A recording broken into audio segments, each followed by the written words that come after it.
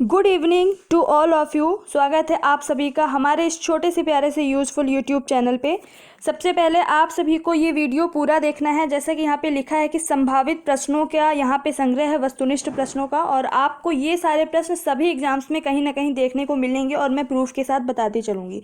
दूसरी बात ये कि इस वीडियो के डिस्क्रिप्शन बॉक्स में एक लिंक कमेंट में या फिर कमेंट बॉक्स में लिंक पिन होगी, वहाँ पे आप टेलीग्राम को ज्वाइन कर लेना। इसी से रिलेटेड क्विजेज वहाँ पे होती हैं जो बहुत ही इंपॉर्टेंट होती हैं। तो स्टार्ट करते हैं आज का पहला क्वेश्चन।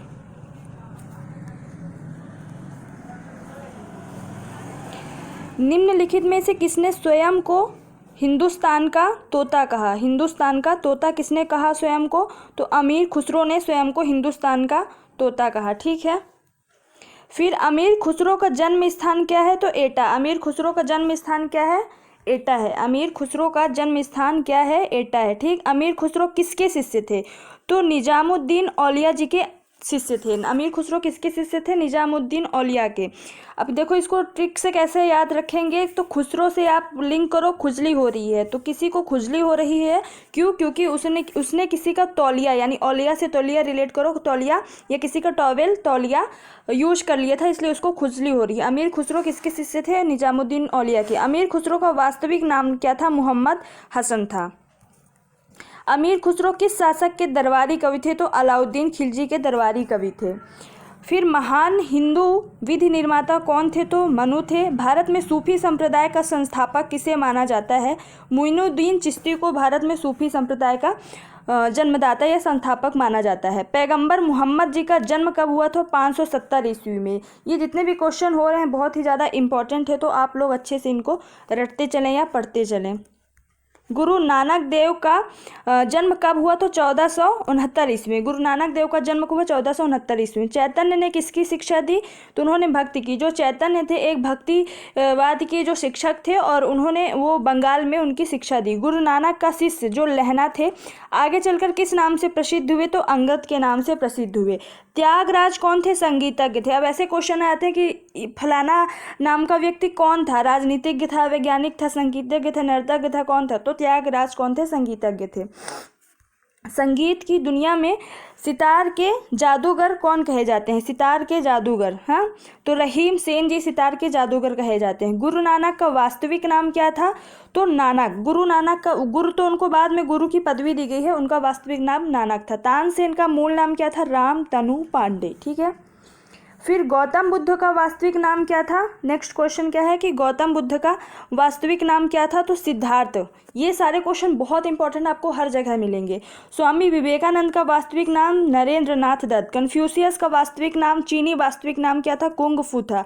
उर्दू के मशहूर शायर मिर्जा गालिब का वास्तविक नाम क्या था? आसदुल्ला खां। ठीक है। मिर्जा गालिब का वास्तविक नाम क्या था? आसदुल्ला खां। किसने कहा था कि दिल्ली अभी दूर है? तो निजामुद्दीन औलिया ने कहा था कि दिल्ली अभी दूर है। दुख में सब सुमिरन करें, सुख में करे न कोई। यह पंक्ति किसने कही है? तो कबीरदास जी ने कही है। फिर नेक्स्ट क्वेश्चन है कर्मण्ये वाधिकारस्ते माम फलेषु कदाचना। ये एक सूक्ति है, कथन है। यह किस धर्म से लिया गया है? किस धर्म की उक्ति है? तो श्रीमद् भागवत गीता की है। किसने कहा था कि राम और रहीम एक ही ईश्वर के दो अलग अलग नाम है? तो कबीर दास जी ने कहा था। उन्होंने कभी भी मतलब कि धर्म या जाति का समर्थन नहीं किया। उन्होंने कहा कि राम और रहीम एक ही हैं, सभी ईश्वर के अलग अलग रूप नहीं बल्कि एक ही ईश्वर है, और उनको लोग अलग अलग रूप में पूजते हैं। वेदों की ओर शरण लो, इस आदर्श वाक्य को किसने प्रतिपादित लिया? तो स्वामी दयानंद सरस्वती। ये बहुत ज़्यादा इंपॉर्टेंट क्वेश्चन है कि वेदों की ओर लौटो, वेदों की ओर शरण लो, किसने कहा था? तो स्वामी दयानंद सरस्वती। संत कबीर किसके शिष्य थे? तो रामानंद के संत कबीर शिष्य थे। संगीत सम्राट तानसेन के गुरु कौन थे? तो हरिदास। देखो कबीर जी के किसके गुरु, कबीर जी के गुरु कौन थे? रामानंद। और संगीत सम्राट जो तानसेन थे उनके गुरु कौन थे? तो हरिदास थे। ठीक है। सिख धर्म के प्रवर्तक, एक मिनट, सिख धर्म के प्रवर्तक गुरु नानक देव का जन्म कहाँ हुआ था? तो तलवंडी में हुआ था। ठीक है, सिख धर्म के जो प्रवर्तक थे गुरु नानक देव जी, उनका जन्म तलवंडी में हुआ था। सिखों के 10वें और अंतिम गुरु गुरु गोविंद सिंह की जन्मस्थली पटना साहिब। अब इस क्वेश्चन से आपको 3 फैक्ट मिल रहे हैं कि सिखों के 10वें गुरु कौन थे? तो गुरु गोविंद। सिखों के अंतिम गुरु कौन थे? गुरु गोविंद सिंह। और गुरु गोविंद सिंह की जन्मस्थली कौन सी है? पटना साहिब है। तो आप अगर इस बुक को मेरे साथ पढ़ते जाएंगे तो आपको फैक्ट का इतना बड़ा नॉलेज हो जाएगा कि आप किसी भी एग्जाम में, और आप अभी 3-4 दिन जब ये ज्वाइन करते जाएंगे, मेरी वीडियोस देखते जाएंगे, साथ में पढ़ते जाएंगे, रटते जाएंगे, तो आप किसी भी ग्रुप में जाके, चैनल में जाके क्विज सॉल्व करोगे तो आपको खुद में खुद इम्प्रूवमेंट दिखेगा। फिर इस्लाम धर्म के प्रवर्तक पैगंबर मोहम्मद का जन्म कहाँ हुआ था? तो मक्का में। ठीक है, अब देखो, अब जो मुस्लिमों की जो यात्रा होती है मक्का से मदीना, उसका एक रीज़न है, जो ये इस्लाम धर्म के जो प्रवर्तक थे या फिर संस्थापक थे पैगंबर मोहम्मद जी, उनका जन्म मक्का में हुआ था और उनकी मृत्यु मदीना में थी। इसलिए जो उनकी यात्रा होती, पवित्र यात्रा मक्का से मदीना होती है। बौद्ध धर्म के प्रवर्तक गौतम बुद्ध की जन्मस्थली तो लुम्बिनी में। ठीक है, लुम्बिनी में गौतम बुद्ध की जन्मस्थली है। आदि शंकराचार्य का जन्म कहाँ हुआ था? कलादी में हुआ था। कौन सा स्थान गौतम बुद्ध से संबंधित नहीं है? अब देखो, सारनाथ में सबसे पहले गौतम बुद्ध ने क्या किया था? अपने धर्म के बारे में शिक्षा दी थी, तो वो तो रिलेटेड है उनसे। बोध गया में सबसे पहले ये शिक्षा पाए थे, मतलब कि बुद्ध की प्राप्ति हुई थी उनको, और कुशीनगर में इनकी मृत्यु हुई थी। तो पावापुरी एक ऐसा स्थान है जो गौतम बुद्ध से संबंधित नहीं है। महात्मा बुद्ध ने अपना प्रथम धर्म चक्र प्रवर्तन किस स्थान पर दिया? तो सारनाथ में, जैसा कि यहाँ पे दिया हुआ है। ईसा मसीह का जन्म कहाँ हुआ था? तो बैथलेहम में। ईसा मसीह का जन्म कहाँ हुआ था? बैथलेहम में। मगहर नामक स्थान किस महापुरुष से संबंधित है? तो कबीर। कबीर का जन्म हुआ था मगहर में। महावीर स्वामी का जन्म कहाँ हुआ था? कुंडग्राम में। देखो, जो महात्मा बुद्ध थे उनका जन्म हुआ था लुम्बिनी में, कबीर का जन्म मगहर में, और महावीर स्वामी का जन्म कुंडग्राम में। महात्मा बुद्ध का महापरिनिर्वाण यानी कि उनकी मृत्यु कहाँ हुई थी? तो कुशीनगर में हुई थी। फिर गौतम बुद्ध को ज्ञान की प्राप्ति कहाँ हुई थी? बोध गया में, बिहार में है बोध गया, वहाँ पे गौतम बुद्ध को ज्ञान की प्राप्ति हुई थी। चैतन्य महाप्रभु का जन्म कहाँ हुआ था? तो नादिया में, ये बंगाल में है। चैतन्य महाप्रभु बंगाल के एक जाने माने हस्ती थे जिन्होंने भक्ति की अवधारणा बंगाल में फैलाई, और उनका जन्म नादिया में हुआ था, जो कि बंगाल में। बुद्ध के जीवन की किस घटना को महाभिनिष्क्रमण के रूप में जाना जाता है? तो उनका गृह त्याग। जब उन्होंने पहली बार अपने घर को त्यागा तो उस घटना को महाभिनिष्क्रमण के रूप में जाना जाता है, और उसका जो एक प्रतीक था वो घोड़ा था। ठीक है, गुरु गोविंद सिंह की समाधि स्थल कहाँ है? तो नांदेड़ में। गुरु गोविंद सिंह जो सिखों के अंतिम और 10वें गुरु थे, उनकी समाधि स्थल नांदेड़ में, और उनका जन्म स्थल पटना साहिब में। ये सब हम पढ़ चुके हैं अभी।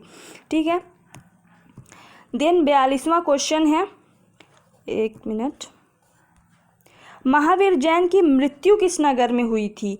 तो पावापुरी में। महावीर जैन की मृत्यु पावापुरी में, और जो जन्म हुआ था वो कुंडग्राम में। ठीक है, सुप्रसिद्ध उर्दू शायर मिर्जा गालिब कहाँ का मूल निवासी था? तो आगरा का मूल निवासी था। कौन? मिर्जा गालिब। किसकी समाधि होने के कारण नांदेड़ गुरु द्वारा सिख समुदाय के लिए पवित्र स्थल माना जाता है? तो गुरु अर्जुन देव की। तो गुरु अर्जुन देव की समाधि स्थल कहाँ है? नांदेड़ में। इस वजह से वह पवित्र स्थल माना जाता है। बहुत ही इंपॉर्टेंट क्वेश्चन है।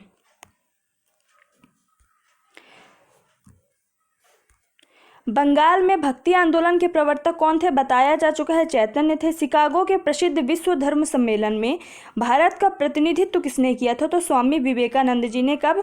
1893 में। ठीक है, भारतीय पुनर्जागरण आंदोलन के पिता कौन थे? राजा राम मोहन राय। ये सब बहुत इंपॉर्टेंट क्वेश्चन है। भारतीय पुनर्जागरण आंदोलन के पिता कौन थे? तो राजा राम मोहन राय। मल्लराज सस्तीपाल के महल में किसकी मृत्यु हुई थी? तो महावीर स्वामी जी की मृत्यु हुई थी। संगीतज्ञ एवं ध्रुपद गायकी तानसेन को कंठाभरण वाणी विलास की उपाधि किसने दी थी? तो अकबर ने। अकबर के दरबार में ही तानसेन जी अपने संगीत का प्रदर्शन करते थे, और तानसेन को अकबर के द्वारा ही कंठाभरण वाणी विलास की उपाधि दी गई थी। स्वामी विवेकानंद को विवेकानंद की उपाधि किसने दी थी? क्योंकि उनका जो वास्तविक नाम था नरेंद्रनाथ दत्त था, और जो विवेकानंद की उपाधि दी गई थी किसके द्वारा? महाराजा खेतड़ी के द्वारा। किस भक्ति संत ने अपने संदेश प्रचार के लिए सबसे पहले हिंदी का प्रयोग किया? तो रामानंद। और रामानंद किसके गुरु हैं? अभी हम पढ़ चुके हैं, कबीर जी के गुरु हैं। संत कबीर का जन्म कहाँ हुआ था? तो वाराणसी में संत कबीर का जन्म हुआ था।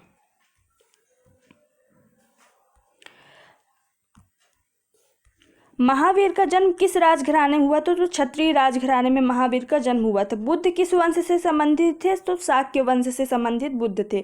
ज्ञान प्राप्ति से पूर्व महावीर का नाम क्या था?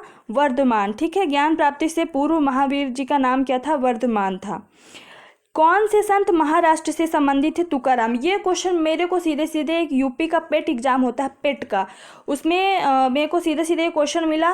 और एमपी के 2-3 एग्जाम्स में, जेल पुलिस में ये क्वेश्चन आया हुआ था, जेल प्रहरी में। ऐसे ही मतलब कि ये क्वेश्चन, मतलब इसके तो जितने सारे क्वेश्चन हो रहे हैं सभी बहुत इंपॉर्टेंट है और रिपीट होते रहते हैं। तो संत महाराष्ट्र, तुकाराम कहाँ से रिलेटेड है, कहाँ के संत हैं? तो महाराष्ट्र के। ठीक है,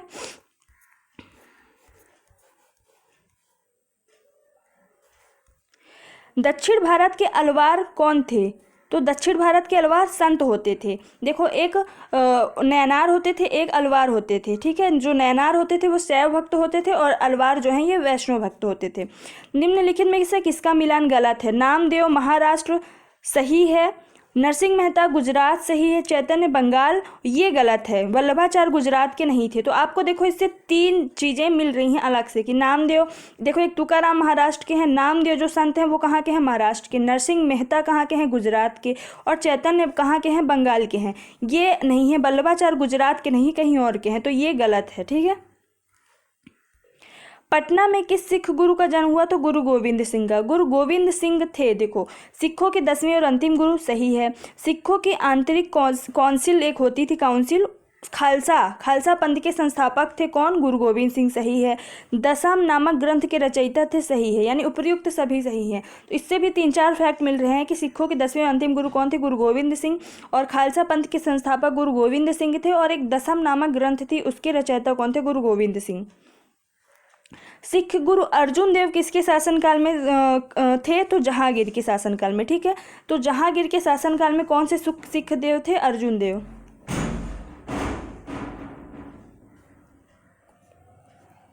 निम्नलिखित में से किस सिख गुरु ने खालसा पंथ की स्थापना की थी? हम पहले ही पढ़ चुके हैं, तो कि गुरु गोविंद सिंह ने। फिर राग मियाँ की मल्हार के रचयिता कौन थे? तो तानसेन। राग मियाँ की मल्हार के रचयिता थे कौन? तानसेन। महावीर की माता का नाम क्या था? त्रिशला। महावीर जो कि जैन धर्म के संस्थापक थे, उनकी माता का नाम था त्रिशला। अमीर खुसरो क्या थे? अमीर खुसरो कवि भी थे, संगीतज्ञ भी थे, इतिहासकार भी थे, और उन्हें भारत का तोता के नाम से भी जाना जाता था, और वो तबला वादक, तबला के खोजकर्ता भी थे। यानी अमीर खुसरो एक तरीके से ऑलराउंडर थे। प्रार्थना समाज के संस्थापक कौन है? आत्माराम पांडुरंग। प्रार्थना समाज के संस्थापक आत्माराम पांडुरंग। आर्य समाज के संस्थापक दयानंद सरस्वती। वेदों की ओर लौटो इन्हीं का नारा है। ठीक है, राजा राम मोहन राय किसके संस्थापक थे? तो राजा राम मोहन राय ब्रह्म समाज के संस्थापक थे। कब उसकी स्थापना हुई? 1828। ये सब आपको फैक्ट जैसे मुझे रटे हुए हैं आपको भी रट जाएंगे। राजा राम मोहन राय किसके संस्थापक थे? ब्रह्म समाज के संस्थापक थे, 1828। गुरु नानक का उत्तराधिकारी कौन था? गुरु अंगद, जिसका और अन्य नाम क्या था? लहना था। रामकृष्ण मिशन की स्थापना किसने की? तो स्वामी विवेकानंद ने 1896 में की। 1896 में रामकृष्ण मिशन की स्थापना किसके द्वारा की गई? स्वामी विवेकानंद के द्वारा की गई। कितने मिनट हो गए? 13 मिनट हो गए हैं और लगभग 70 क्वेश्चन हो गए हैं। अभी एक और इसका पार्ट कर लेते हैं। लगभग 4-5 वीडियो में कला और संस्कृति कंप्लीट हो जाएगा। एक तरीके से विविध है, बहुत सारे क्वेश्चन इसमें से आने वाले हैं। चलो स्टार्ट करते हैं।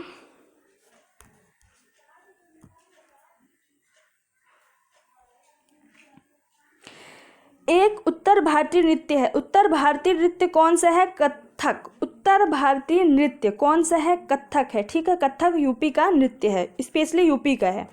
फिर मोहिनी अट्टम नृत्य का रूप विकास किस राज्य में हो? मुख्यतः विकास किस राज्य में है? तो केरला। जो मोहिनी अट्टम कहाँ का है? केरला। जो केरला की लड़कियां इतनी सुंदर होती हैं, वहाँ पे नारियल बहुत होता है, तो नारियल पानी जब लड़कियां पीती हैं, ये मैं लिंक करने के लिए बता रही हूँ, तो बहुत ही सुंदर होती हैं। और जो सुंदर होती हैं वो मोहनी होती हैं, बहुत मनमोहक होती हैं। तो मोहिनी अट्टम नृत्य कहाँ का है? केरला का है। ठीक है, फिर कुचिपुड़ी। कुचिपुड़ी कहाँ का है? कुचिपुड़ी आंध्र प्रदेश का। अब इसको देखो, कुचिपुड़ी से आप रिलेट करो कच्ची पूड़ी। कच्ची पूड़ी कहाँ बनती है? आंध्र प्रदेश में। क्यों?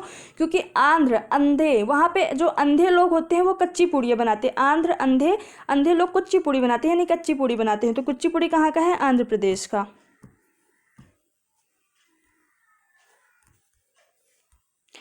केरल में सर्वाधिक प्रचलित शास्त्रीय नृत्य कौन सा है? कथकली। केरल में सर्वाधिक प्रचलित शास्त्रीय नृत्य कथकली कहाँ का है? केरल का है।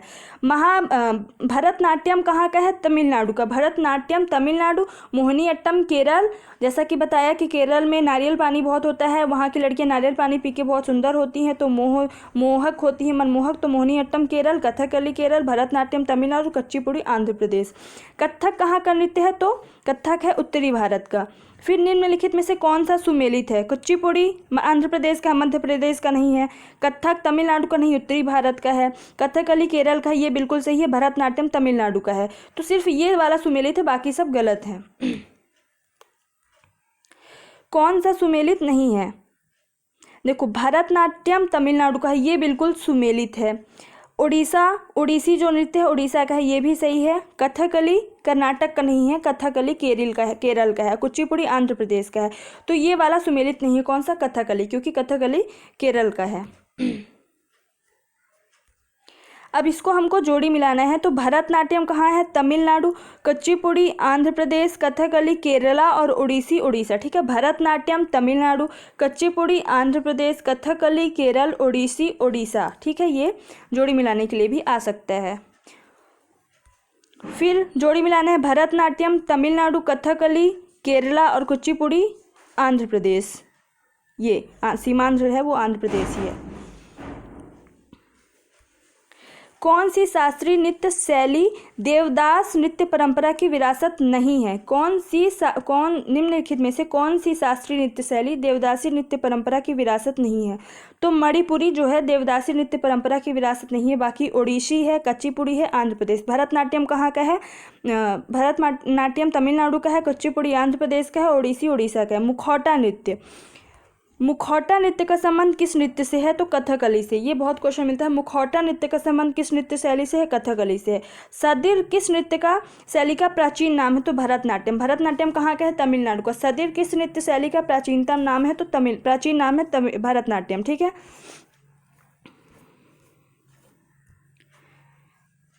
फिर किस शास्त्रीय नृत्य में मुखौटे का प्रयोग किया जाता है? तो कथकली में। रविंद्रनाथ टैगोर ने किस शास्त्रीय नृत्य को पुनर्जीवित करके उसे केरल के अतिरिक्त बंगाल में भी लोकप्रिय बनाया है? तो कथकली। ऐसा ही पूछा सकता है कि रविंद्रनाथ टैगोर का संबंध किस शास्त्रीय नृत्य से भी है? तो कथकली से है। कौन सा शास्त्रीय नृत्य नहीं है? तो गरबा शास्त्रीय नृत्य नहीं है। गरबा गुजरात का ही है ना। हाँ, एक लोक नृत्य है, ना कि शास्त्रीय नृत्य है। लेकिन जो कथक है, ओडिसी है, मणिपुरी, कुचिपुड़ी, मोहिनीअट्टम, भरतनाट्यम, ये सब शास्त्रीय नृत्य है। गरबा लोक नृत्य है। फिर किस नृत्य का संबंध देवदासी परंपरा से है? देवदासी परंपरा से मोहिनीअट्टम। कौन सा एकल नृत्य नहीं है? तो जो ओडिसी नृत्य होता है वो ग्रुप में होते हैं, बाकी ये तीनों एकल नृत्य हैं। फिर कौन सा नृत्य गरीबों की कथकली है? तो ओट्टन तुल्लन गरीबों की कथकली नाम से जानी जाती है। भारतीय शास्त्रीय नृत्य की सबसे प्राचीन शैली कौन सी है? तो भरतनाट्यम। भारतीय शास्त्रीय नृत्य की सबसे प्राचीन शैली कौन सी है? भरतनाट्यम। कौन से नृत्य निम्नलिखित में से नृत्य का शास्त्रीय रूप कौन सा है? तो मणिपुरी शास्त्रीय नृत्य है। बाकी ये जो तीनों हैं पंजाब के लोक नृत्य हैं। कौन सा भारतीय शास्त्रीय नृत्य है? तो भरतनाट्यम भी है, कथक भी है, कुचिपुड़ी, सभी भारतीय शास्त्रीय नृत्य हैं। आंध्र प्रदेश का क्लासिकल नृत्य कौन सा है? कुचिपुड़ी बनती है आंध्र प्रदेश में। कौन सा एक देव नृत्य है? तो कुचिपुड़ी देव नृत्य है। निम्न नृत्य शैलियों में से किसका उद्गम पूर्वी भारत में है? तो पूर्वी भारत में कौन सा है? मणिपुर। देखो MPPSC 1997 में आया हुआ था ऐसे क्वेश्चंस। फिर आपको जोड़ी मिलाना है। कुचिपुड़ी कहाँ बनती है? आंध्र प्रदेश में। भरतनाट्यम तमिलनाडु में। कथक उत्तर प्रदेश में। ओडिसी ओडिशा में। एकदम रट गए हैं भाई। कथकली नृत्य किस रूप में किस राज्य से संबंध है? तो केरला में। ठीक है, कथकली कहाँ? केरला में। तो कितने हो गए? 70, 20, 97, यानी लगभग 100 क्वेश्चन हो गए हैं। कल नेक्स्ट स्टार्ट करेंगे थर्ड चैप्टर उससे, तो वो भी 20 मिनट के अंदर हो गए हैं। So thank you so much. Please subscribe करिए और शेयर करिए, लाइक करिए, कमेंट ज़रूर करिए और टेलीग्राम चैनल पे ज्वाइन हो जाना आप लोग। Thank you so much. जय हिंद, जय भारत।